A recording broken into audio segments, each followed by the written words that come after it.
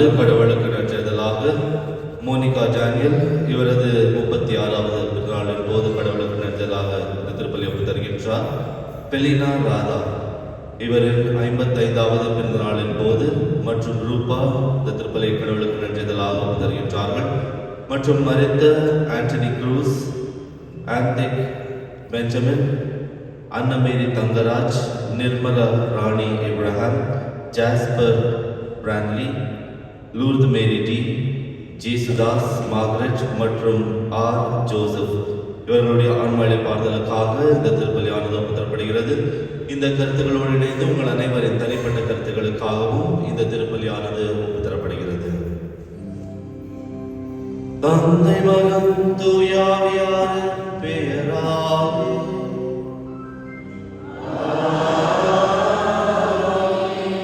நம் ஆண்டவராகிய இயேசு கிறிஸ்துவின் அருளும் கடவுளின் அன்பும் தூய ஆவியாரின் நட்புறவும் உங்கள் அனைவரோடும் இருப்பதாக.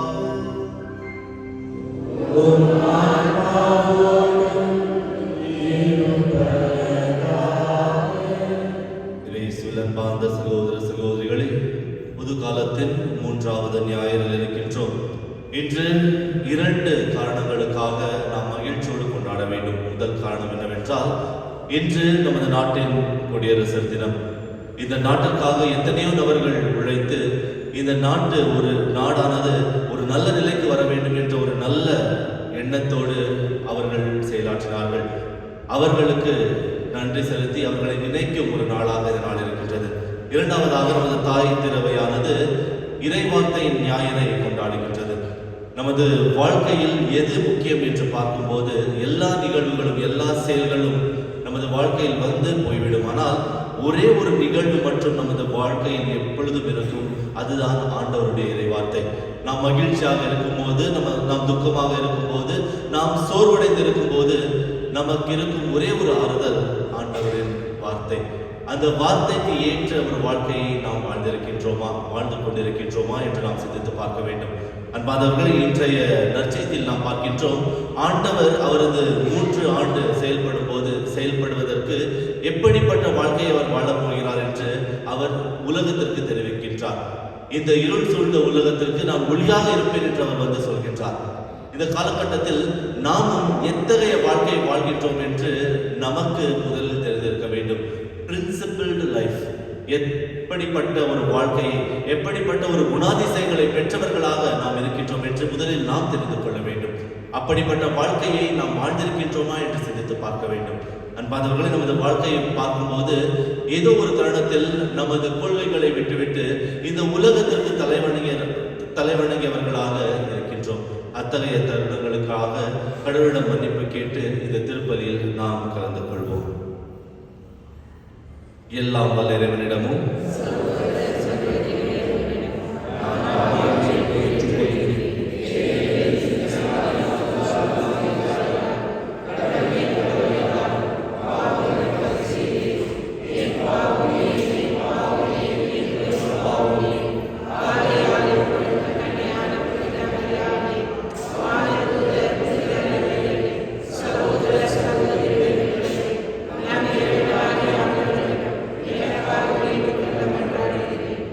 எல்லாம் வல்ல இறைவன் நம் மீது இரக்கம் வைத்து நம் பாவங்களை மன்னித்து நம்ம நிலை வாழ்வுக்கு அழைத்து செல்வாராக.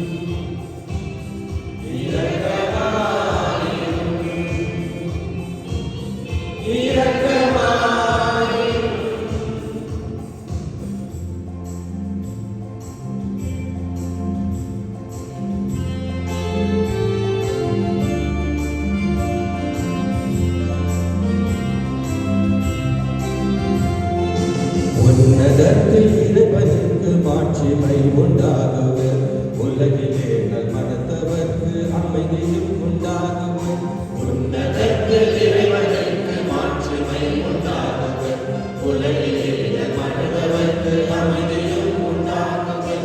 புகழ்கின்றோம் இறைவனை வாழ்த்துகின்றோமே, மகிமையோடு ஆராதித்து போற்றுகின்றோமே, உமது மேலாம் மாட்சிமைக்காய் நன்றி கூறுகின்றோம்.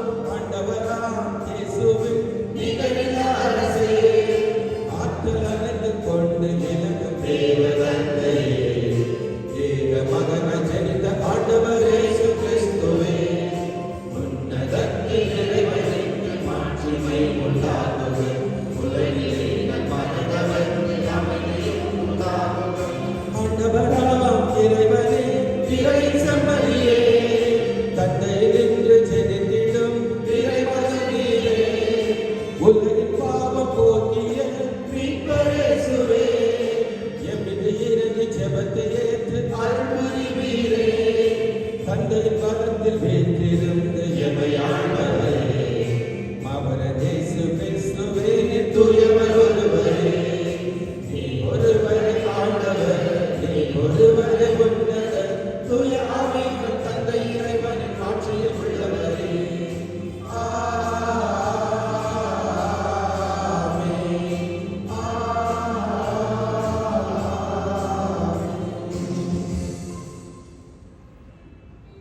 மன்றாடுவோமாக. என்றென்றும் உள்ள எல்லாம் வல்ல இறைவா, எங்கள் செயல்களை உமது திருவுள்ளத்திற்கு ஏற்ப நெறிப்படுத்தி அருளும். எவ்வாறும் அன்பு திருமகனின் பேரால் நாங்கள் மிகுதியான நற்செயல் புரிந்திட தகுதி பெறுவோமாக. உம்மோடு தூயாவியாரின் ஒன்றில் இறைவனா என்றென்றும் வாழ்ந்து ஆட்சி செய்கின்ற எங்கள் ஆண்டவரும் உம் திருமகனுமாகிய இயேசு கிறிஸ்து வழியாக உம்மை மன்றாடுகிறோம்.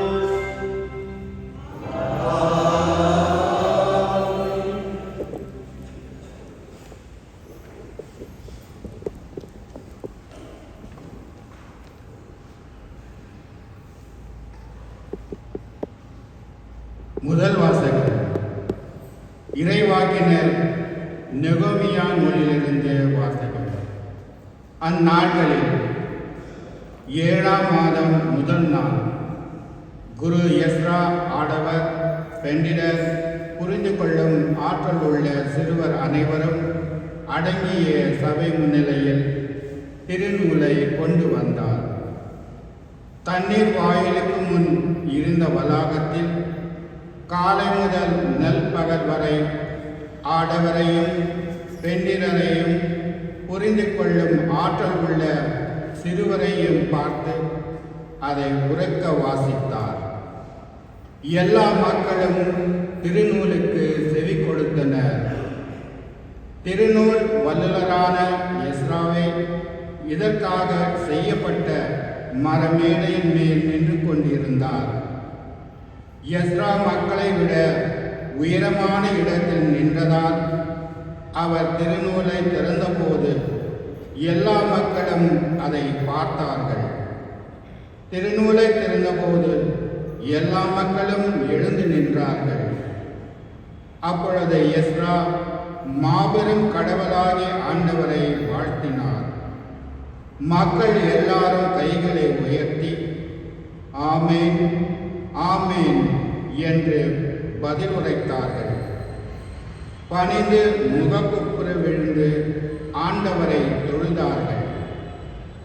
மக்களுக்கு புரியும்படி தெளிவாகவும் பொருளோடும் கடவுளின் திருச்சட்டத்தை உரக்க வாசித்தார்கள். ஆதலால் மக்களும் வாசிக்கப்பட்ட தன் பொருள் புரிந்து கொண்டனர்.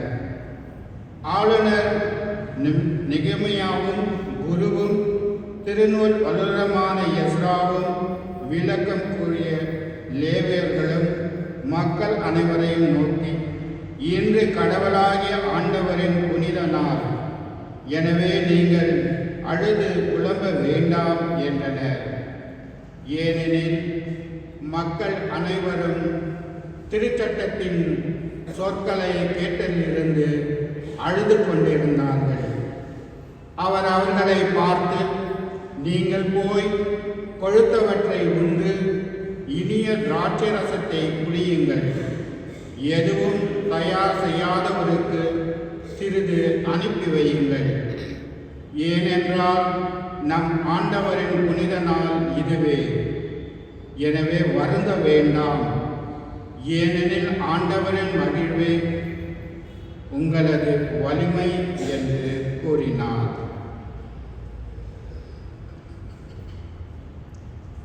ஆண்டவர் வழங்கும் அருள்வாக்கு. இறைவா உமக்கு நன்றி. பதிலுரை பாடல் உங்கள் பல்லவி. ஆண்டவரை உம் வார்த்தைகள் வாழ்வு தரும் ஆவியை கொடுக்கின்றன.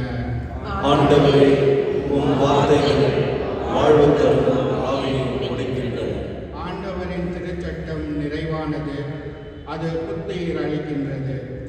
ஆண்டவரின் ஒழுங்குமுறை நம்பத்தக்கது, எளியவருக்கும் அது ஞானம் அளிக்கின்றது. பல்லவி. ஆண்டவரே உம் வார்த்தைகள் வாழ்வு தரும் ஆவியை கொடுக்கின்றன. ஆண்டவரின் ஞானங்கள் சரியானவை, அவை இதயத்தை மகிழ்விக்கின்றன. ஆண்டவரின் கட்டளைகள் ஒளிமயமானவை, அவை கண்களை ஒளிர்விக்கின்றன. பல்லவி. ஆண்டவரே உம் வார்த்தைகள் வாழ்வு தரும் ஆவியை கொடுக்கின்றன. ஆண்டவரை பற்றி அச்சம் தூயது, அது எந்நாளும் நிலைத்திருக்கும். ஆண்டவரின் நீதி நெறிகள் உண்மையானவை, அவை முற்றிலும் நீதியானவை. பல்லவி. ஆண்டவரே உம் வார்த்தைகள் வாழ்வு தரும் ஆவியை கொடுக்கின்றன. என் கற்பாரையும் மீட்புறமான ஆண்டவரே, என் வாயின் சொற்கள் உமக்கு ஏற்றவையாய் இருக்கட்டும்.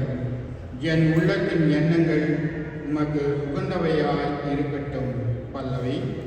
ஆண்டவரே உம் வார்த்தைகள்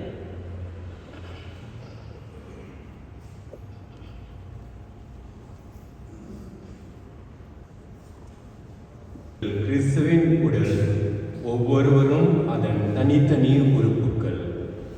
திருத்தூதர் பவுல் கொரிந்தியருக்கு எழுதிய முதல் திருமுகத்திலிருந்து 2ஆம் வாசகம். சகோதர சகோதரிகளே, உடல் ஒன்றே, உறுப்புகள் பல. உடலின் உறுப்புகள் பலவாயினும் உடல் ஒன்றாய் இருப்பது போல் கிறிஸ்துவும் இருக்கிறார். ஏனெனில் யூதரானாலும் கிரேக்கரானாலும் அடிமைகளானாலும் உரிமை குடிமக்களானாலும் நாம் எல்லோரும் ஒரே தூய ஆவியால் ஒரே உடலாய் இருக்கும்படி திருமுழுக்கு பெற்றோம். அந்த ஒரே ஆவியை பானமாகவும் பெற்றோம். உடல் ஒரே உறுப்பால் ஆனது அல்ல, பல உறுப்புகளால் ஆனது. நான் கை அல்ல, ஆகவே இவ்வுடலை சேர்ந்தவன் அல்ல என கால் சொல்லுமானால் அது அவ்வுடலை சேர்ந்ததில்லை என்றாகிவிடுமா? நான் கண் அல்ல, ஆகவே இவ்வுடலை சேர்ந்தவன் அல்ல என காது சொல்லுமானால் அது இவ்வுடலை சேர்ந்ததில்லை என்றாகிவிடுமா? முழு உடலும் கண்ணாயிருந்தால் கேட்பது எப்படி? முழு உடலும் காதாயிருந்தால் முகர்வது எப்படி?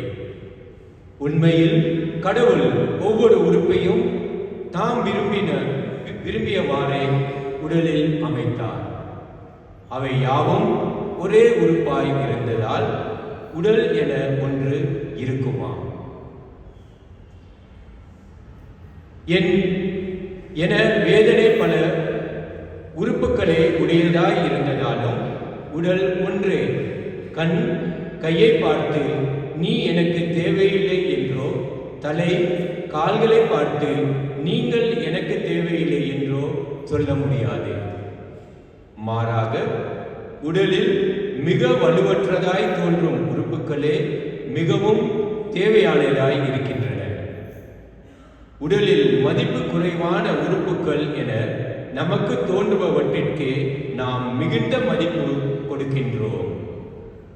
நாம் மறைவான உறுப்புகளுக்கு மிகுந்த மதிப்பு பெறுகின்ற மறைந்திராத நம் உறுப்புகளுக்கு அது தேவையில்லை. மாறாக மதிப்பு குறைந்த உறுப்புகளுக்கு மிகுந்த மதிப்பு கொடுத்தே கடவுள் உடலை ஒன்றித்து உருவாக்கினார். உடலில் பிளவு ஏற்படாமல் ஒவ்வொரு உறுப்பும் மற்ற உறுப்புகளின் மீது ஒரேவித கவலை கொள்ள வேண்டும் என்றே இப்படி செய்தார். ஓர் உறுப்பு துன்புற்றால் அதனுடன் மற்ற எல்லா உறுப்புகளும் சேர்ந்து துன்புறும். ஓர் உறுப்பு பெருமை பெற்றால் அதனுடன் மற்ற எல்லா உறுப்புகளும் சேர்ந்து மகிழ்ச்சியுறும். நீங்கள் கிறிஸ்துவின் உடல், ஒவ்வொருவரும் அதன் தனித்தனி உறுப்புகள். அவ்வாறே திருச்சபையிலும் கடவுள் முதலாவது திருத்தூதர்களையும், இரண்டாவது இறைவாக்கினர்களையும், மூன்றாவது போதகர்களையும், பின்னர் வல்ல செயல் செய்வோர்களையும், அதன்பின் பிணி தீர்க்கும் அருள்கொடை பெற்றவர்கள், துணை நிற்பவர்கள், தலையேற்று நடத்துபவர்கள், பல்வகை பரவச பேச்சு பேசுகிறவர்கள் ஆகியோரையும் ஏற்படுத்தினார். எல்லோருமே திருத்தூதர்களா? எல்லோருமே இறைவாக்கினர்களா? எல்லோருமே போதகர்களா? எல்லோருமே வல்ல செயல் செய்பவர்களா? இல்லை, எல்லோருமே பிணி தீர்க்கும் அருள்கொடை பெற்றவர்களா? எல்லோருமே பரவச பேச்சு பேசுகிறவர்களா? எல்லோருமே விளக்கம் அளிப்பவர்களா? இல்லையே. இது ஆண்டவர் வழங்கும் அன்பாக்கு. அனைவரும் எழுதிப்போம்.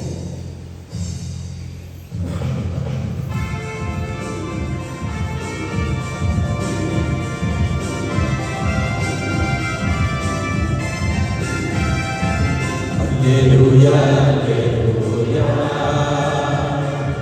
alleluia, alleluia, alleluia,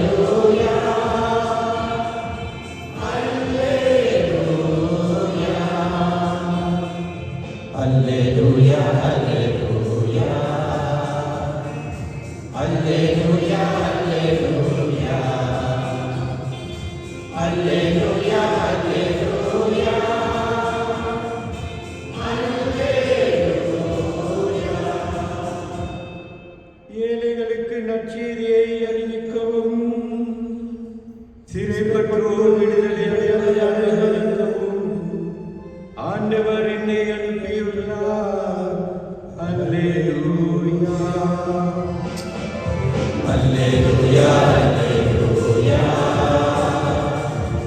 Alleluia, alleluia, alleluia,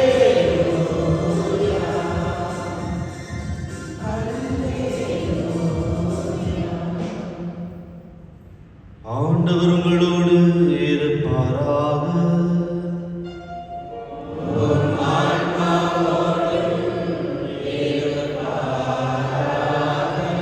லூக்கா எழுதிய நற்செய்தியிலிருந்து வாசகம்.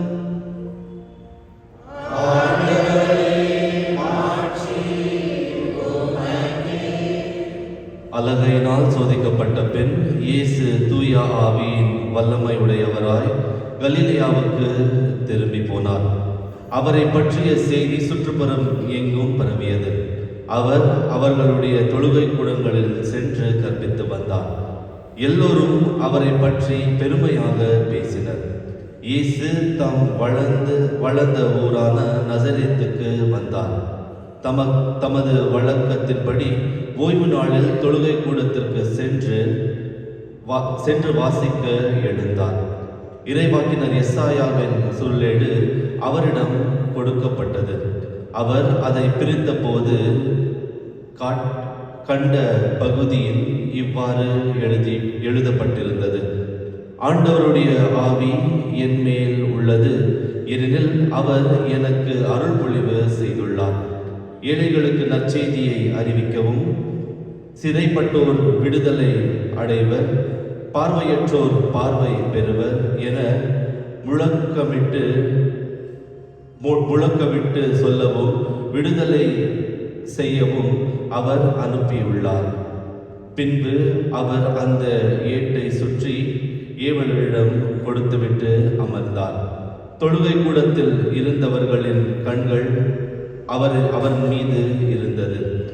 அவர் எழுந்து நின்று, நீங்கள் கேட்ட இந்த மறைநூல் வாக்கு இன்று நிறைவேறிற்று என்றார். இது கிறிஸ்து வழங்கும் நற்செய்தி.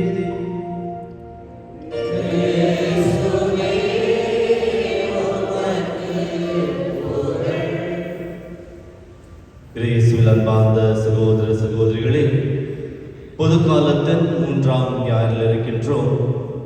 இந்த நாள் தாய் திருவையானது இறை வார்த்தையின் ஞாயிறு என்று சொல்கின்றது.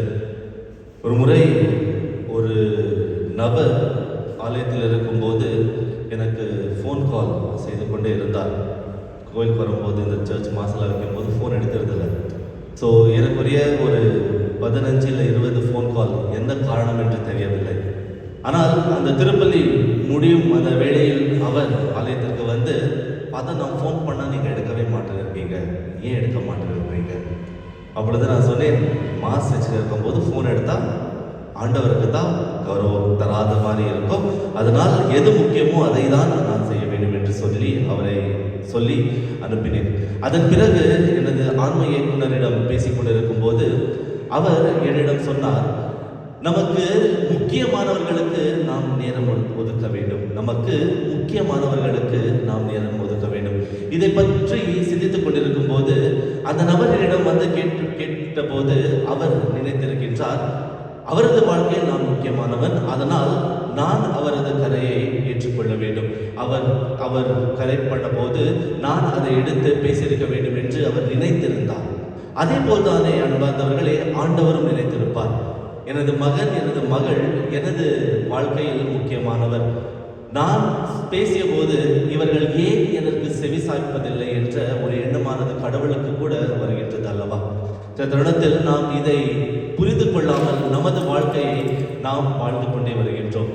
ஆண்டவர் சொன்ன வார்த்தைக்கு நாம் அந்த வார்த்தைக்கு ஏற்ப ஒரு வாழ்க்கை வாழ்கின்றோமா என்று சிந்தித்து பார்க்க வேண்டும். இந்த நாளானது ஆண்டவரின் வார்த்தைக்கு ஒரு உகந்த நாளாக, ஆண்டவரின் வார்த்தையை ஏற்றுக்கொள்ளும் நாளாக, ஆண்டவரின் வார்த்தையை கௌரவிக்கும் ஒரு நாளாக இந்த நாள் இருக்கின்றது. அப்படியானால் சில பேர் சொல்லுங்க, ஃபாதர் இந்த நாள் ஒன்றி ஆண்டவருடைய வார்த்தையை கௌரவிச்சா போதுமா, வேற நாளெல்லாம் கூட்டி வச்சிடலாமா? அன்பாதவர்களை, இந்த நாள் மற்ற நாளுக்கு ஒரு வழிகாட்டியாக இருக்க வேண்டும். இந்த நாள் நாம் எப்படி ஆண்டவரின் வார்த்தைக்கு முக்கியத்துவம் தந்து அவரை வணங்குகின்றோமோ அப்படியே தான் மற்ற நாட்களிலும் நாம் செய்ய வேண்டும் என்று இந்த நாள் நமக்கு அறிவுரையை தருகின்றது. அன்பாதவர்களை, இன்று இறை வார்த்தையின் ஞாயிறை கொண்டாடும் போது நமது குடியரசு தினத்தை கூட நாம் கொண்டாடுகின்றோம். நமது நாட்டிற்காக எத்தனையோ நபர்கள் அவரது உயிரை மடித்து அவர் இந்த நாட்டின் வளர்ச்சிக்காக செயலாற்றினார்கள். இந்த குடியரசு தினம் என்று சொல்லும் போது இந்த அரசியல் அமைப்பு கான்ஸ்டிடியூஷன் மிகவும் முக்கியமானது. என்றால் இந்த அரசியல் அமைப்பு செயலுக்கு வந்த நாள் தான் இந்த குடியரசு தினமாக இருக்கின்றது. இந்த அரசியல் அமைப்பை படிக்கும் போது எப்படி இந்த அரசியல் அமைப்பு வந்தது என்று நாம் தெரிந்து கொள்ள வேண்டும்.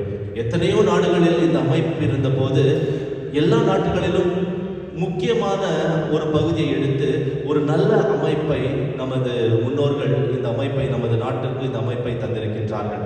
அந்த நாடுகளை பார்க்கும்போது அந்த நாடுகளுக்கு இந்த அமைப்பு எங்கிருந்து வந்தது என்றால் நமது திருவிவிலியத்திலிருந்து தான். அவர்கள் எப்படிப்பட்ட வாழ்க்கை வாழ வேண்டும், குறிப்பாக பிரான்ஸ் நாட்டில் மற்றும் வேறு ஐரோப்பா நாட்டில் பார்க்கும்போது அனைவரும் எப்படிப்பட்ட வாழ்க்கை வாழ வேண்டும் என்று பார்க்கும்போது விவிலியத்தின் அடிப்படையாக தான் அவரது வாழ்க்கை வாழ்ந்து வருகின்றார்கள். அப்படி இருக்கும்போது நமது நாட்டின் அமைப்பு கூட விவிலியத்தின் அமைப்பில் தான் இருக்கின்றது, ஒரு விவிலியத்தின் நோக்கத்தில் தான் இருக்கின்றது. இந்த அமைப்பானது ஒரு மிகவும் ஒரு அழகான அமைப்பு. நாம் அனைவரும் சகோதர சகோதரிகளாக வாழ வேண்டும், எல்லோரையும் நேசிக்க வேண்டும், எல்லோரையும் கௌரவிக்க வேண்டும் என்ற ஒரு எண்ணத்தோடு தான் இந்த அமைப்பானது நமக்கு தரப்பட்டிருக்கின்றது. இந்த காலகட்டத்தில் இதே விதமான ஒரு அமைப்பு, இதே விதமான ஒரு அமைப்பு நமது உள்ளத்தில் கூட இருக்க வேண்டும். முன்னரில் சொன்னது போல பிரின்சிபிள்டு லைஃப், நாம் எதற்காக வாழ வேண்டும், நாம் எப்படிப்பட்ட மனிதராக வாழ வேண்டும் என்று நாம் சிந்தித்து பார்க்க வேண்டும். ஒரு நாட்டை பற்றி சொல்லும் போது அந்த நாட்டிற்கு சென்றால் நாம் சுதந்திரமாக இருப்போம், நாம் என்ன செய்ய வேண்டும் என்று அந்த தலைவர்கள் நமக்கு சொல்லித் தருவார்கள் என்று சில நாடுகளுக்கு செல்கின்றோம். இன்னும் சில நாட்டை பற்றி பேசும்போது அந்த நாட்டுக்கு சென்றால் நமக்கு சுதந்திரம் இருக்காது, நம்மை கட்டி போட்டு தலைவர்கள் வைப்பார்கள் என்று சொல்லி அந்த நாட்டிற்கு போக நாம் தவறுகின்றோம். அன்பார்ந்தவர்களே, அப்படிப்பட்ட ஒரு குணாதிசயமாக தான் நான் நம் மனிதர்களை பார்க்கின்றேன். சிலரை பார்க்கும்போது அவர்களின் குணாதிசயங்கள், இவர் அன்பார்ந்தவர்கள், இவர் நேசிக்கப்பட்டவர்கள், இவர் நான் என்ன சொன்னாலும் அவர் ஏற்றுக்கொள்வார், நாம் தவறு செய்தாலும் அவர் ஏற்றுக்கொள்வார் என்ற ஒருவரை பார்த்தவுடனே அந்த மனநிலை நமக்கு வருகின்றது. இன்னும் சிலரை பார்க்கும்போது இவர் இதை ஏற்றுக்கொள்ள மாட்டார், இவர் என்னை திட்டுவார் என்ற ஒரு மனநிலை நமக்கு மற்றவர்களை பார்க்கும்போது வருகின்றது. எப்படி வருகின்றது என்றால், நாம் எப்படி செயல்படுகின்றோமோ இந்த சமுதாயத்தில், நமது சுற்றிலும் இருக்கும் மனிதர்களோடு எப்படி நாம் வாழ்கின்றோமோ அப்படிதான் அந்த குணாதிசயங்கள் மற்றும் அந்த எண்ணங்கள் நமது உள்ளத்தில் வருகின்றது. இந்த காலகட்டத்தில் இந்த அரசியல் அமைப்பை போல நமது அமைப்பு எப்படி இருக்கின்றது, நமது குணாதிசயங்கள் எப்படிப்பட்ட குணாதிசயங்களாக இருக்கின்றது என்று நாம் சிந்தித்து பார்க்க வேண்டும். இந்த குணாதிசயங்கள் இந்த விவிலியத்தின் அடிப்படையில் இருக்கின்றதா அல்லது இந்த உலக அடிப்படையில் இருக்கின்றதா என்று நாம் சிந்தித்து பார்க்க வேண்டும். இன்றைய நற்செய்தி, இன்றைய முதல் வாசகத்தில் நேமியா எழுதிய நூலிலிருந்து வாசித்தோம். அன்பார்ந்தவர்களே, அவர் நாடு கடத்தப்பட்ட பிறகு, பபிலோன் நாட்டிற்கு கடத்தப்பட்ட பிறகு 50 ஆண்டுகளுக்கு பிறகு மீண்டும் இஸ்ராயல் மக்கள் அவரது நாட்டுக்கு திரும்புகின்றார்கள். அவர் திரும்பிய போது எதுவும் இருப்பதில்லை. அவர் வாழ்ந்த ஒரு அடையாளம் கூட அங்கு இருப்பதில்லை. அப்பொழுது 2 தலைவர்கள் முன் வருகின்றார்கள், எஸ்ரா மற்றும் நெஹெமியா.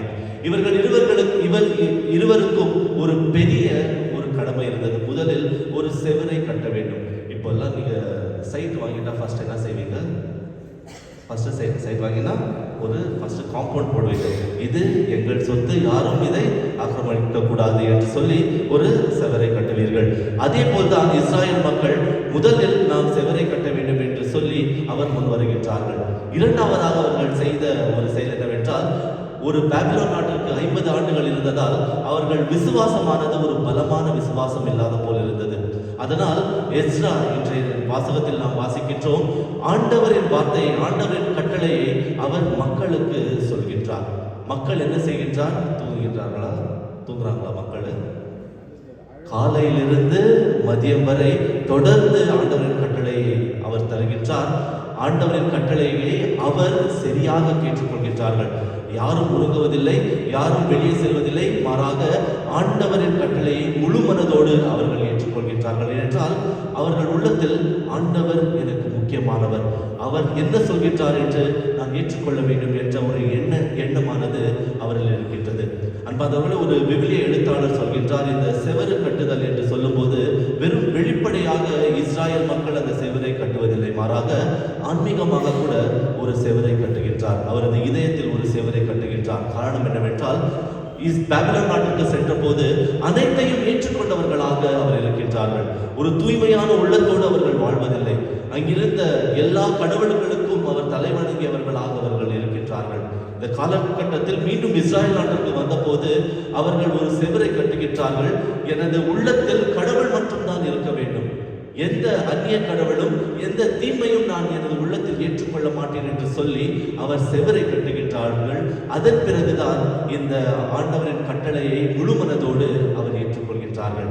அவர் உள்ளத்தில் செவரை கட்டாமல் ஆண்டவரின் வார்த்தையை ஏற்றுக்கொண்டால் அந்த வார்த்தையானது ஒரு வீண் வார்த்தையாக தான் இருக்கின்றது என்று ஒரு விவிலிய எழுத்தாளர் அவர் சொல்கின்றார். அதன் பிறகுதான் அவரது குணாதிசயங்கள் முழுவதும் மாறுகின்றது. அன்பார்ந்தவர்களை, இன்றைய நற்செய்தியில் பார்க்கும்போது ஆண்டவர் அவரது கொள்கைகளை, நான் வாழும் இந்த 3 ஆண்டுகள் எப்படிப்பட்ட ஒரு வாழ்க்கையை வாழப்போகிறேன் என்று அவர் தெரிவிக்கின்றார். சில நாட்களுக்கு முன்னதாக அமெரிக்காவில் எலெக்ஷன்ஸ் ஆன பிறகு டொனால்ட் ட்ரம்ப் சொல்கின்றார், நான் எப்படிப்பட்ட ஒரு அமைச்சகத்தை நான் உருவாக்கப் போகிறேன், எப்படி நான் ஒரு மாற்றத்தை தரப்போகிறேன் என்று அந்த 5 ஆண்டுகளுக்கு என்ன செய்ய போகிறாரோ இப்பொழுதே சொல்லியிருக்கின்றார். அதே போல்தான் ஆண்டவர் இயேசு கிறிஸ்து இந்த 3 ஆண்டுகளுக்கு என்ன செய்ய போகிறாரோ தொடக்கத்திலேயே அவர் சொல்லியிருக்கின்றார். ஏழைகளுக்கு ஒரு நற்செய்தியை அறிவிக்க வந்திருக்கின்றார், பார்வையற்றோருக்கு பார்வை தர வந்திருக்கின்றார். அன்பார்ந்தவர்களே, இது மிகவும் ஒரு பெரிய விஷயமாக இருக்கின்றது. இந்த விதமான ஒரு வாழ்க்கை வாழ்வது எளிதான ஒரு வாழ்க்கை அல்ல, மிகவும் கடினமான வாழ்க்கை. இந்த எண்ணம் ஆண்டவர் இயேசு கிறிஸ்துவுக்கு எப்படி வந்தது என்றால், தந்தையாகிய இறைவன் அவரது உள்ளத்தில் விதைத்ததால் இப்படி வந்தது. அதன் பிறகு அவரது பெற்றோர்கள் சூசேப்பர் மற்றும் அன்னை மரியாள் அவரை வளர்த்த போது ஆண்டவரின் வார்த்தையை அவருக்கு ஊட்டி வளர்க்கின்றார்கள். ஆண்டவர் அவரது வாழ்க்கையில் பார்க்கும்போது அந்த நற்செய்தி எசாயா எழுதிய நூலாக இருக்கட்டும், எந்த நூலாக இருக்கட்டும், எங்கு எது இருக்கின்றது என்று ஆண்டவருக்கு முழுமையாக தெரிந்திருக்கின்றது. அப்படிப்பட்ட ஒரு ஆன்மீக வாழ்க்கை, ஆன்மீக வளர்ச்சி ஆண்டவருக்கு இருந்திருக்கின்றது. அன்பார்ந்தவர்களே, இந்த ஆன்மீக வளர்ச்சியை நாம் பெற வேண்டும் என்பதற்காக தான் இன்று இறைவார்த்தையின் ஞாயிறை நாம் கொண்டாடுகின்றோம். இறைவார்த்தையின் ஞாயிறு என்று சொல்லும் போது நமது வாழ்க்கையில் இறைவார்த்தை எப்படி இருக்கின்றது என்று நாம் சிந்தித்து பார்க்க வேண்டும். சில வீட்டுக்கு போனபோது ஆல்டர், மிகவும் அழகான ஒரு ஆல்டர் கட்டியிருப்பாங்க. ஆல்டருக்கு ஒரு கீ வச்சிருப்பாங்க. ஏன்னா பசங்க அதை ஓப்பன் பண்ணிருக்கக்கூடாது ஃபாதர், அதனால நாங்கள் லாக் பண்ணி வச்சிருக்கிறோம். அன்பார்ந்தவர்களே, ஆண்டவரின் வார்த்தையை பூட்டி வைக்கக்கூடாது, மாறாக அது நமது உள்ளத்தில் நமது வாழ்க்கையில் வெளிப்பட வேண்டும் என்பதற்காக தான் இந்த நாளை நாம் கொண்டாடுகின்றோம். இறை வார்த்தை என்று சொல்லும்போது சில தவறான எண்ணங்கள் நமது வாழ்க்கையில் இருக்கின்றது. ஏன் சின்னமே ஃபஸ்ட்டு சில குடும்பத்தில் செய்கிறது ஒரு விஷயம், வேலைக்கு போகிறதுக்கு முன்னால் செய்கிறது ஒரு விஷயம் என்னன்னா, பைபிள் ஓப்பன் பண்ணிவிட்டு என்ன செய்வோம், ஒரு கை வச்சுட்டு ப்ராமிஸ் வேர்ட்ஸ் சொல்லுவாங்க. ஆண்டவருடைய சத்திய வார்த்தை டச் பண்ணிட்டு, இதுதான் எனக்கு ஆண்டவர் சொல்லும் ஒரு வார்த்தை என்று. அந்த வார்த்தையானது மிகவும் அழகான வார்த்தை. ஆண்டவர் உங்களை ஆசீர்வதிப்பாராக, தாவீதரசனை ஆசீர்வதித்தது போல உங்கள் வழிமரபினரையும் ஆசீர்வதிப்பாராகனா ரொம்ப சந்தோஷமா நம்ம போவோம். அதே போல் ஆண்டவர் உங்களுக்கு தண்டனை தருகின்றார், பரிசாயருக்கு சதுசாயரை திட்டுகின்றார் என்று சொல்லும் போது ஆண்டவர் நம்மளை திட்டுறாரா? அன்பாதவர்களை கால சொல்வாங்க, காலையில ஆண்டவர் திட்டாருப்பா, அதனால நான் துக்கத்துல போறேன். அன்பாதவர்களே, இது ஒரு தவறான எண்ணம். கிறிஸ்தவர்களாக வாழும்போது முழுமையான ஒரு அர்த்தத்தை நாம் புரிந்து கொள்ள வேண்டும். ஆண்டவர் வெறும் அந்த வார்த்தை மட்டும் நமக்கு தரவில்லை, மாறாக விவிலியத்தை முழுமையாக நமக்கு தந்திருக்கின்றார். அந்த வார்த்தையை எதற்காக சொல்கின்றார், எந்த சூழ்நிலையில் சொல்கின்றார் என்று புரிந்து வாழும்போது அந்த வார்த்தைக்கு மதிப்பை நாம் அதிகமாக தருகின்றோம். இந்த மதிப்பு நமக்கு வர வேண்டும் என்றால் அந்த முழுமையை நாம் புரிந்து கொள்ள வேண்டும். எதற்காக இந்த வார்த்தையை நாம் வாசிக்க வேண்டும், இந்த சூழ்நிலையானது எனது வாழ்க்கையில் எப்படி இருக்கின்றது என்று நாம் புரிந்து கொள்ள வேண்டும். இரண்டாவது ஒரு தவறான எண்ணம் என்னவென்றால், நான் ஆண்டவரிடம் தினந்தோறும் ஜெபிக்கின்றேன், ஆனால் ஆண்டவர் எனக்கு பதில் தருவதில்லை. ஆண்டவர் எப்படி பதில் தருவார்? ஆண்டவர் தர பதில தான் நம்ம light bill, current bill, water bill எல்லாம் வச்சுட்டு அந்த வாட்டரில் ஒழிச்சு வச்சுட்டு இருக்கிறோம். ஒரு முறை என்னுடைய ஆன்மீக குரு சொல்லியிருந்தால், திருடன் ஒரு வீட்டிற்கு வந்தால் திருடனுக்கு கூட அந்த பைபிள் கிடைக்காது, அந்த இடத்துல லாக்கர்லாம் லாக் பண்ணி வச்சிருப்பாங்க. அன்பார்ந்தவர்களே, விவிலியம் ஆண்டவரின் வார்த்தையானது திருடினால் கூட அவன் மனம் மாற வேண்டும். அப்படிப்பட்ட வார்த்தை தான் ஆண்டவருடைய இறை வார்த்தை. நாம் ஜெபிக்கும் போது ஆண்டவர் ஏன் எனக்கு பதிலளிப்பதில்லை என்று எத்தனையோ பேர் சொல்கின்றார். ஆண்டவர் வெறும் மனிதர்கள் வழியாக, அவரது வார்த்தை வழியாக, அவர் மனிதர்கள் வழியாக பேசுவதில்லை, மாறாக அவரது இறை வார்த்தை வழியாக கூட பேசுகின்றார். நாம் எப்பொழுது அந்த விவிலியத்தை திறந்து படிக்கின்றோமோ அங்கிருக்கும் மாற்றம் தரும் வார்த்தைகள் நமக்கு பதிலாக அமைகின்றது. அதனால் ஜெபிக்கும் போது விவிலியத்தை சேர்ந்து நாம் படிக்கும் போது ஆண்டவரின் வார்த்தையை, ஆண்டவரின் பிரசன்னத்தை, ஆண்டவரின் பதிலை கூட நாம் உணர்கின்றோம் என்று நாம் புரிந்து கொள்ள வேண்டும். அதனால் ஜெபத்தில் விவிலியமானது நாம் எப்பொழுதும் இருக்க வேண்டும். அன்பார்ந்தவர்களே, இன்று இறைவார்த்தை ஞாயிறை கொண்டாடும் போது 3 விஷயங்களை நாம் நமது வாழ்க்கையில் புரிந்து கொள்ள வேண்டும். முதலாவதாக, இறைவார்த்தையை ஏற்றுக்கொள்ள வேண்டும். அது வெறும் ஒரு கதை புத்தகம் அல்ல, மாறாக இந்த வரலாற்றையே மாற்றிய ஒரு நிகழ்வாக இறைவார்த்தை இருக்கின்றது. இதை முழு மனதோடு ஏற்றுக்கொண்டு முழு மனதோடு நேசிக்கும் போது அந்த மாற்றமானது நமது உள்ளத்தில் கூட வருகின்றது. அந்த மாற்றத்திற்காக தான் நாம் அனைவரும் வருகின்றோம். நாம் ஆண்டவரிடம் ஜெபிக்கும் போது எதற்காக நாம் ஜெபிக்கின்றோம்? எனது வாழ்க்கை மாற வேண்டும், எனது குடும்பம் சூழ்நிலை மாற வேண்டும் என்று ஜெபிக்கும் போது அந்த மாற்றத்தின் புத்தகத்தை நாம் முதலில் ஏற்றுக்கொள்ள வேண்டும். வெறும் சில நிகழ்வுகளை மட்டும் ஏற்றுக்கொள்வதல்ல, முழுமையாக விவிலியத்தை நாம் ஏற்றுக்கொள்ள வேண்டும். இரண்டாவதாக, நாம் அந்த வார்த்தையை விசுவசிக்க வேண்டும். அனைவரும் விவிலியத்தை படிக்கின்றோம், அனைவரும் அதை கௌரவிக்கின்றோம், அனைவரும் நமது வீட்டில் தூபம் போடுகின்றோம். ஆனால் அந்த வார்த்தையை முழுமையாக நம்புகின்றோமா? ஆண்டவர் பிறந்தார், ஆண்டவர் நமக்காக இருந்தார், அதை மட்டும் நம்புவதல்ல, மாறாக விவிலியத்தில் இருக்கும் அனைத்தையும் நம்ப வேண்டும். ஆண்டவர் இன்னொரு முறை வரப்போகிறார், இன்னொரு முறை வந்து என்னை காப்பாற்றப் போகிறார் என்று கூட நாம் நம்ப வேண்டும். அந்த நம்பிக்கை தான் அந்த இறை வார்த்தைக்கு இன்னும் பலனை தருகின்றது. கடைசியாக அதை பகிர்ந்து வாழ வேண்டும். இறை வார்த்தையை பகிர்ந்து வாழ வேண்டும். பகிர்ந்து வாழ்வது என்று சொல்லும்போது குடும்பத்தில் முதலில் பகிர்ந்து வாழ வேண்டும். அன்பாதவர்களே, இந்த கல்யாணத்துக்கு வந்தபோது சில பேர் வந்து சொல்லுவாங்க, ஃபாதர், என் பசங்களுக்கு நான் எல்லா அரேஞ்ச் பண்ணிட்டு இருக்கேன், கல்யாணத்துக்கெல்லாம் எல்லா பெரிய பெரிய சௌட்ரி, பெரிய பெரிய கோயில், ஒரு ஆயர், இந்த திருப்பலி நடத்துறதுக்கு எல்லாம் பண்ணிட்டேன். ஆனால் விசுவாசத்தின்படி நீங்கள் என்ன உங்கள் பிள்ளைகளுக்கு தருகின்றீர்கள்?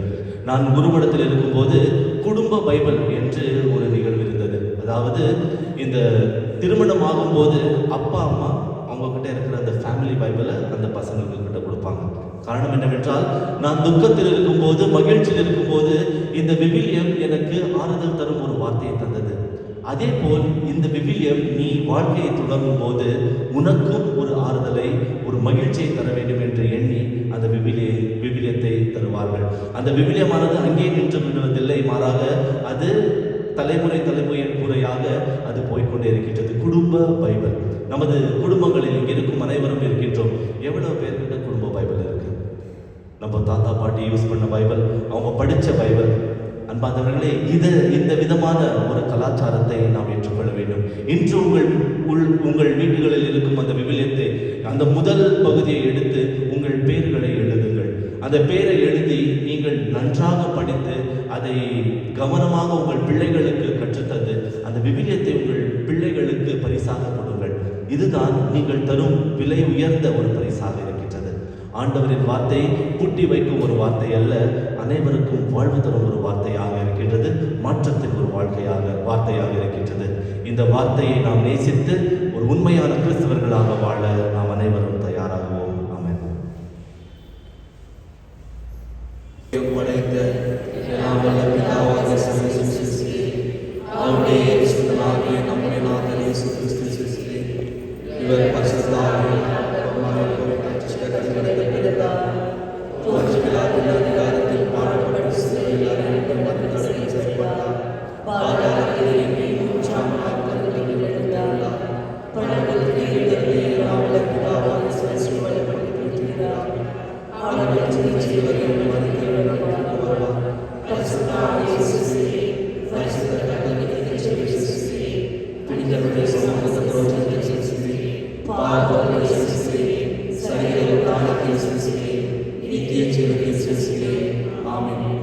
அன்பார்ந்த சகோதர சகோதரிகளே, நமது ஆண்டவர் இயேசு கிறிஸ்து எதையும் விட்டு செல்லவில்லை. பழைய ஏற்பாட்டில் சொன்ன ஒவ்வொரு நிகழ்வையும் நிறைவேற்றிய பிறகுதான் ஆண்டவர் இயேசு கிறிஸ்து விண்ணேற்றம் அடைந்தார். ஆண்டவர் இன்று நமக்கு ஒரு வாக்குறுதியை தரும்போது அந்த வாக்குறுதியை நிறைவேற்றும் கடவுளாக ஆண்டவர் இயேசு கிறிஸ்து இருக்கின்றார். அதனால் நமது உள்ளத்தில் இருக்கும் அனைத்தையும் நம்மை நேசிக்கும் ஆண்டவரின் பாதத்தில் சமர்ப்பிப்போம். உங்கள் பதில்: ஆண்டவரே, நாங்கள் விவிலியத்தை புரிந்து கொள்ள உதவியருளும். ஆண்டவரே, நாங்கள் விவிலியத்தை புரிந்து கொள்ள எங்கள் அன்பு தந்தையே, முற்காலத்தில் நீர் இஸ்ராயல் மக்களை தேர்ந்து கொண்டது போல இப்போது அகில உலக திரு அவையை தேர்ந்து கொண்டிருக்கின்றீர். இறை மக்களின் புத்தகமான திருவிவிலியம் எனும் அரிய பொக்கிஷத்தை நாங்கள் பெற்றுள்ளோம் என்பதை நாங்கள் உணர்ந்து கொள்ள அருள் தர வேண்டும் என்று இறைவா உம்மை மன்றாடுகின்றோம். ஆண்டவரே, நாங்கள் விவிலியத்தை அறிந்து கொள்ள வருகிறார். நலமளிக்கும் தந்தையே, எங்கள் திருத்தந்தை பிரான்சிஸ், எமது பேராயர், ஏனைய ஆயர்கள், குருக்கள், திருத்தொண்டர், துறவியர் மற்றும் இறைவார்த்தையை அறிவிக்கும் பணியில் ஆர்வமுடன் ஈடுபட்டுள்ள அனைவரும் உடைந்து போன உலகினை குணப்படுத்தும் அருமருந்து திருவிவிலியமே என்பதை மக்களுக்கு உணர்த்த உதவிட வேண்டும் என்று இறைவா உம்மை மன்றாடுகின்றோம். ஆண்டவரே, நாங்கள் விவிலியத்தை அறிந்து கொள்ள வருகிறார்.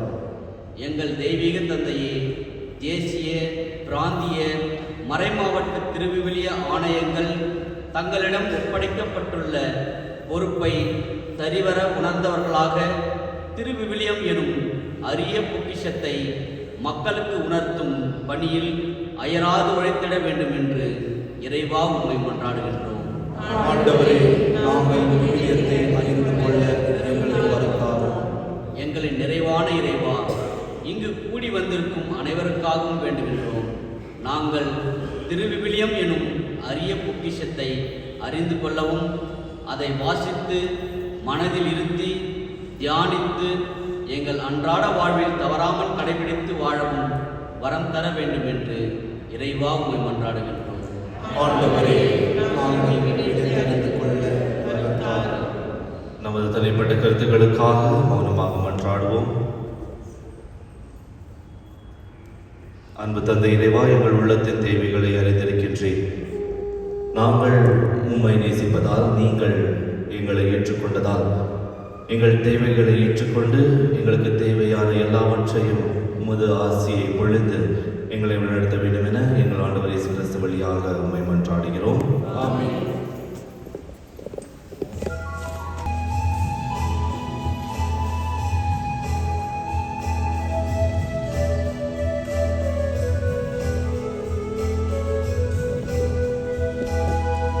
தமிழால் உன்னை பாட வந்தேன், வார்த்தை தருவாயா? ராகமின்றி பாடும் எனக்கு உதவி புரிவாயா? தமிழால் உன்னை பாட வந்தேன், வார்த்தை தருவாயா?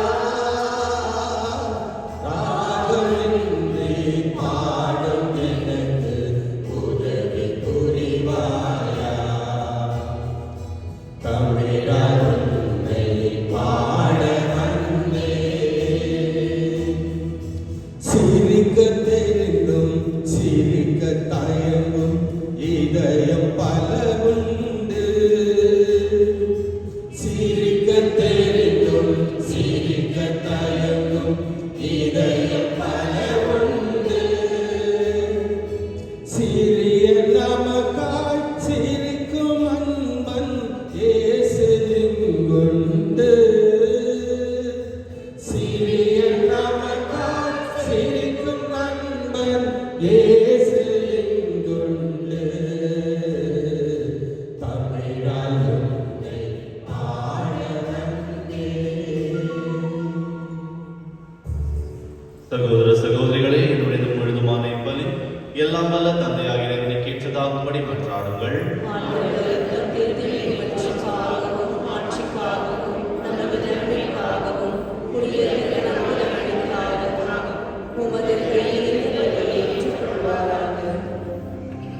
ஆண்டவரே, எங்கள் காணிக்கைகளை கனிவுடன் ஏற்றருள உம்மை வேண்டுகின்றோம். இவற்றை புனிதப்படுத்தி இவை எங்கள் மீட்புக்கு பயன்பட அருள் புரிவீராக. எங்கள் ஆண்டவராகிய கிறிஸ்து வழியாக உம்மை மன்றாடுகிறோம்.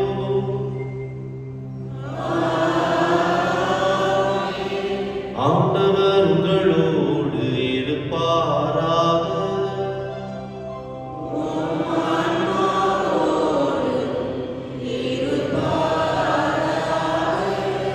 இதயங்களை மேலே எழுப்புங்கள்.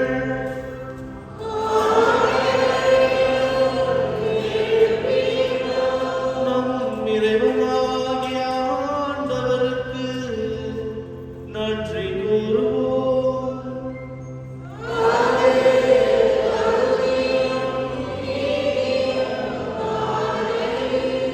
ஆண்டவரே, தூயவரான தந்தை, என்றுமுள்ள எல்லாம் வல்ல இறைவா, எங்கள் ஆண்டவராகிய கிறிஸ்து வழியாக எந்நாளும் எவ்விடத்திலும் நாங்கள் உமக்கு நன்றி செலுத்துவது மெய்யாகவே தகுதியும் நீதியும் ஆகும். எங்கள் கடமையும் மீட்புக்குரிய செயலுமாகும். கிறிஸ்துவின் இறப்பினை நாங்கள் அன்போடு கொண்டாடுகின்றோம். உயிர்ப்பினை உயிராற்றலுள்ள நம்பிக்கையோடு அறி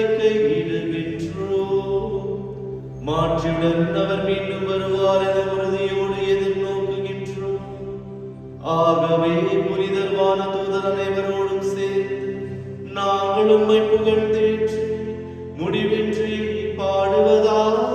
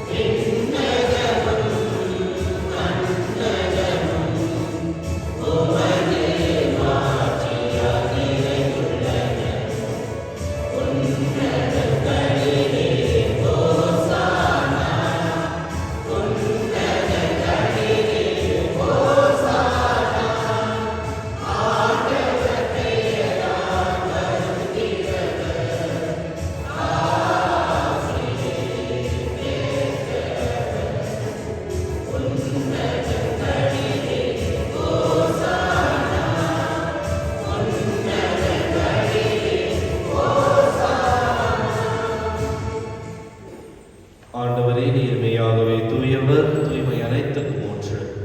ஆகவே உம்முடைய ஆவியை பொழிந்து இக்காணிக்கைகளை தூய்மைப்படுத்த உம்மை வேண்டுகின்றோம். இவ்வாறு எங்கள் ஆண்டவர் இயேசு கிறிஸ்துவின் உடலும் இரத்தமுமாக எங்களுக்கு இவை மாறுவனவாக. அவர் பாடுபட உள்ளம் கணிந்து தம்மை கையளித்த போது அப்பத்தை எடுத்து நன்றி செலுத்தி அதை விட்டு தம் சீடர்களுக்கு அளித்து அவர் கூறியதாவது: அனைவரும் இதிலிருந்து பெற்று உண்ணுங்கள், ஏனெனில் இது உங்களுக்காக கையளிக்கப்படும் என் உடல்.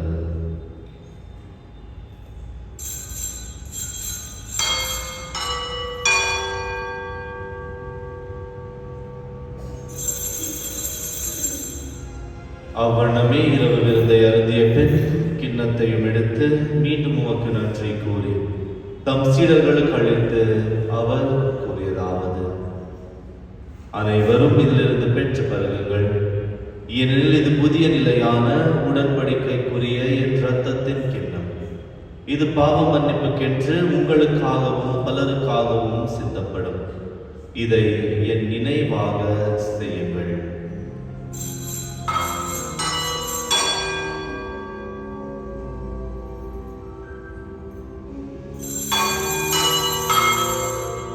நம்பிக்கையின் மறைபொருள்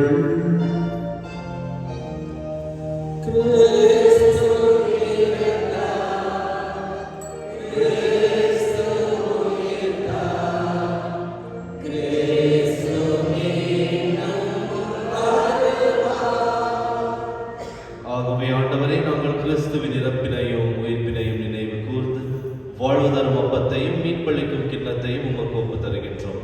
உம் திருமுன் நின்று உமக்கு ஊழியம் புரிய தகுந்தவர்கள் என எங்களை ஏற்றுக்கொண்டி, எனவே உமக்கு நன்றி செலுத்துகின்றோம். மேலும் கிறிஸ்துவின் உடலிலும் இரத்தத்திலும் பங்கு கொள்ளும் எங்களை தூய ஆவியார் ஒன்று சேர்க்க வேண்டும் என உம்மை தாழ்மையுடன் மன்றாடுகின்றோம்.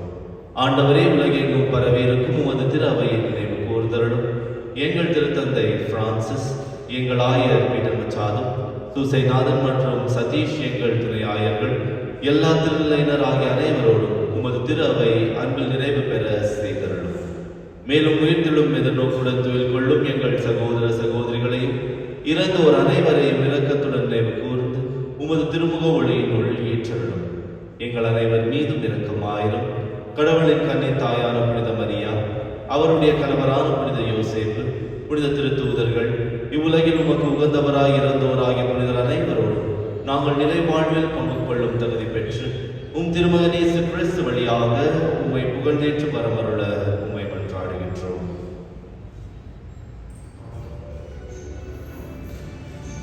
இவர் வழியாக இவரோடு இவர் எல்லாம் வல்ல இறைவனாகிய தந்தையே, தூய ஆவியாரின் ஒன்றிப்பில் எல்லா புகழும் மாட்சியும் என்றென்றும் உமக்கு உரியதே.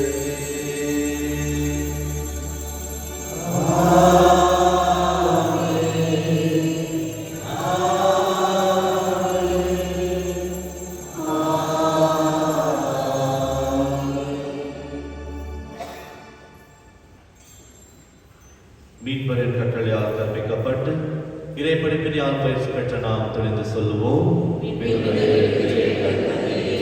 உமது பெயர் தூயதென போற்றப்படுக. உமது ஆட்சி வருக. உமது திருவுளம் விண்ணுலகில் நிறைவேறுவது போல மண்ணுலகிலும் நிறைவேறுக. எங்கள் அன்றாட உணவை இன்று எங்களுக்கு தாரும். எங்களுக்கு எதிராக குற்றம் செய்வோரை நாங்கள் மன்னிப்பது போல எங்கள் குற்றங்களை மன்னியும். எங்களை சோதனைக்கு உட்படுத்தாதே, தீமையிலிருந்து எங்களை விடுவித்தருளும். ஆண்டவரே, தீமை அனைத்திலிருந்தும் எங்களை விடுவித்து எங்கள் வாழ்நாளில் அமைதியை பணிவுடன் அருள உம்மை மன்றாடுகின்றோம். உமது இரக்கத்தின் உதவியால் நாங்கள் பாவத்திலிருந்து எப்போதும் விடுதலை பெற்று யாதொரு கலக்கமும் இன்று நலமாயிருப்போமாக. நாங்கள் எதிர்நோக்கியிருக்கும் பேரின்பத்திற்காகவும் எம் மீட்பராகிய இயேசு கிறிஸ்துவின் வருகைக்காகவும் காத்திருக்கின்றோம். ஆண்டவரே இயேசு கிறிஸ்துவை, அமைதியை உங்களுக்கு விட்டு செல்கின்றேன், என் அமைதியை உங்களுக்கு அளிக்கின்றேன் என்றும் திரு தூதர்களுக்கு மொழிந்தீரே. எங்கள் பாவங்களை பாராமல் உமது திரு அவையின் நம்பிக்கையை கண்ணோக்கி உமது திருவுள்ளத்திற்கு ஏற்ப அதற்கு அமைதியையும் ஒற்றுமையையும் அளித்தருள்வீராக. என்றென்றும் வாழ்ந்து ஆட்சி செய்கின்றவர் நீரே. ஆண்டவருடைய அமைதி உங்கள் அனைவரோடும் இருப்பதாக. ஒருவருக்கொருவர் அன்பின் அமைதியை பகிர்ந்து கொள்வோம்.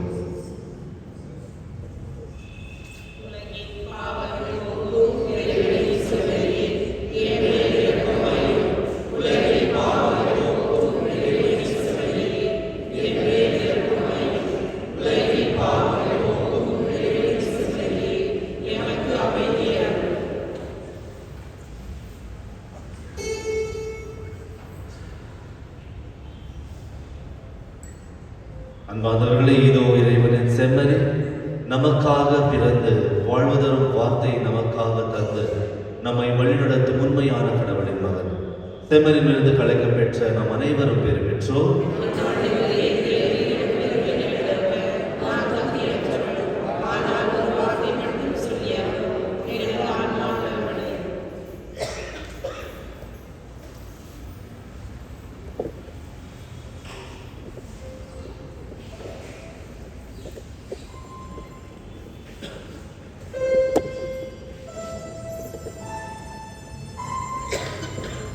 பாரதமே விண்ணெழும் மலையை துதிப்பார். நாட்டில் அமைதியும் நிலவ கேட்பார். அமைதி நீ தேடும் அமைதி.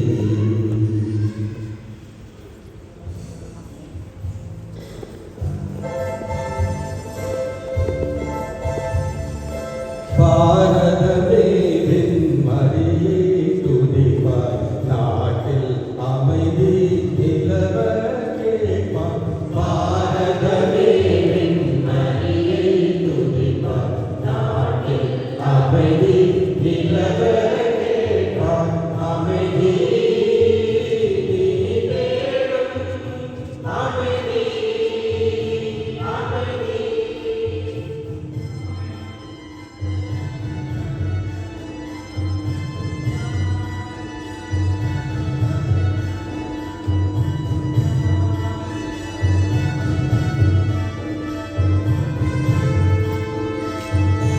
அமைதி இழந்திடும் நாடே வாரா. இன்று அமைதி பெறவே தாயினை பாரா. அமைதி இழந்திடும் நாடே வாரா. இன்று அமைதி பெறவே தாயினை பாரா. அன்பும் அறமும் நாடு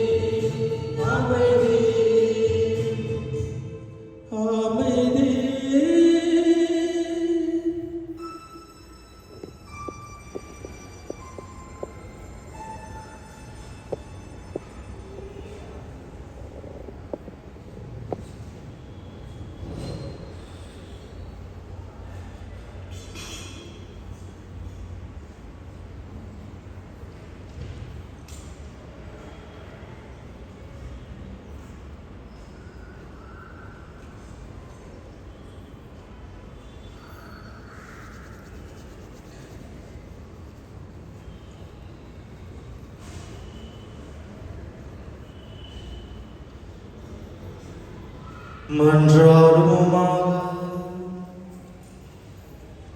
எல்லாம் வல்ல இறைவா, எங்களுக்கு அருள் புரியுமை வேண்டுகின்றோம். ஆதனால் புனிதமிக்கு அருளை எங்களுக்கு தந்து வழி நடத்தும் ஆற்றலை எங்களுக்கு முன்வைக்க உம்மை வேண்டுகின்றோம். எங்கள் ஆண்டவராகிய கிறிஸ்து வழியாக உம்மை மன்றாடுகிறோம்.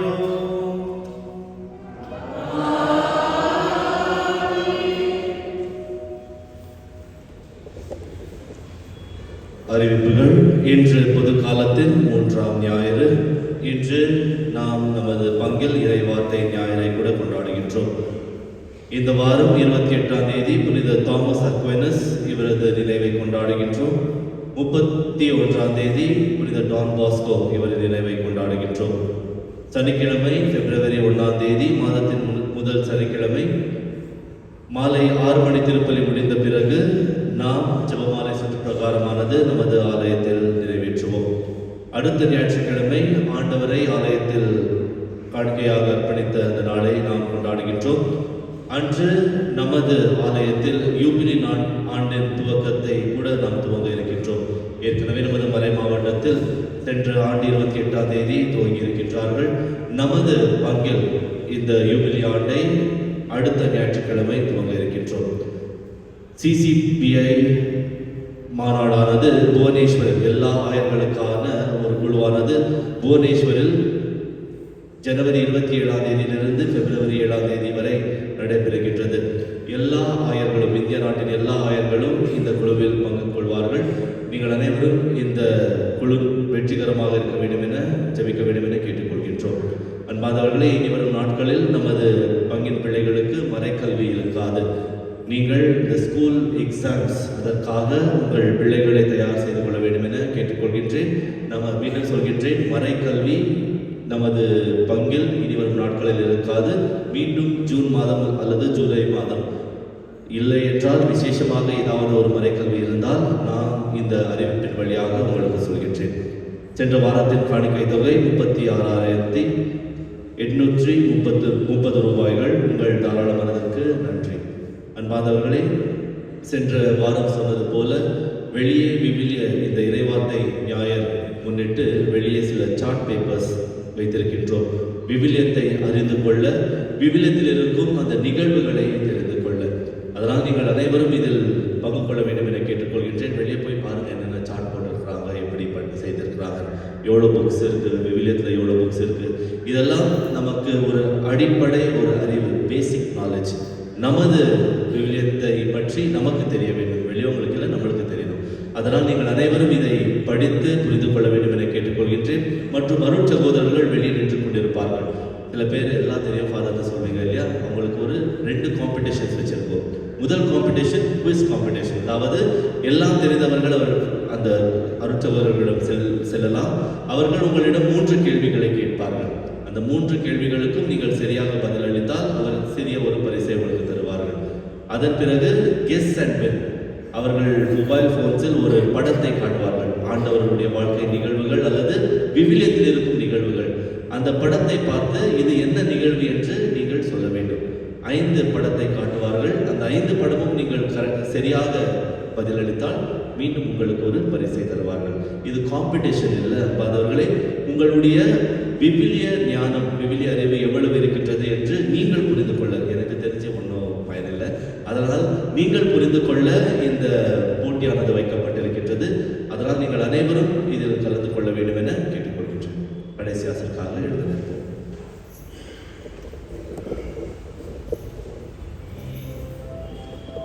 ஆண்டவர் உங்களோடு இருப்பாராக.